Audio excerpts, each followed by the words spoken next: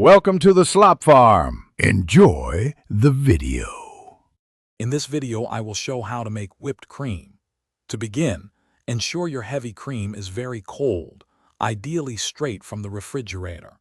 Chilling your mixing bowl and whisk attachments for at least 15 minutes beforehand is also crucial for achieving the perfect consistency.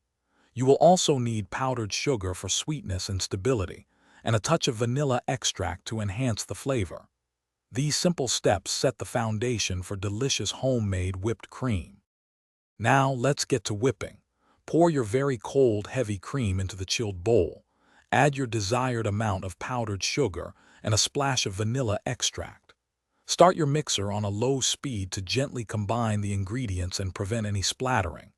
As the cream begins to incorporate and slightly thicken, gradually increase the speed to medium-high. You will soon notice the cream starting to form soft peaks, indicating it's on its way. To achieve those perfect stiff peaks, continue whipping the cream on medium-high speed. This stage requires close attention, as the transformation happens quickly. You'll know it's ready when the cream holds its shape firmly and stands up straight when you lift the whisk. Be careful not to overwhip, as this can cause the cream to become grainy or even turn into butter. The ideal consistency is smooth, airy, and holds its form beautifully. Once your whipped cream is perfectly fluffy, it's best enjoyed immediately. For any leftovers, transfer them to an airtight container and store them in the refrigerator.